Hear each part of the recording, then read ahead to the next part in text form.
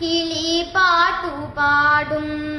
ഇറുപ്പവനും മലർഗന്ധമേകും പരോപകാര പ്രവണം പ്രപഞ്ചം. ഈ പ്രപഞ്ചം നിലനിൽക്കാൻ പ്രേമ സംഗീതത്തിലൂടെ ആഹ്വാനം ചെയ്ത ഉള്ളൂരിന്റെ വരികൾ അനർത്ഥമാക്കണം വിദ്യാർത്ഥികളും സമൂഹവും. പരിസ്ഥിതി അഥവാ പ്രകൃതി.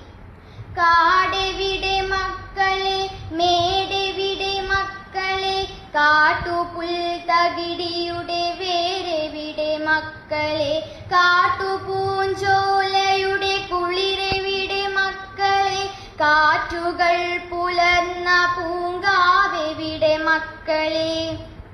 അയ്യപ്പ പണിക്കരുടെ പരിസ്ഥിതി വിലാപമാണിത്. പരിസ്ഥിതി പാഠങ്ങൾ നാം സ്കൂളിൽ നിന്നും പഠിക്കുന്നു.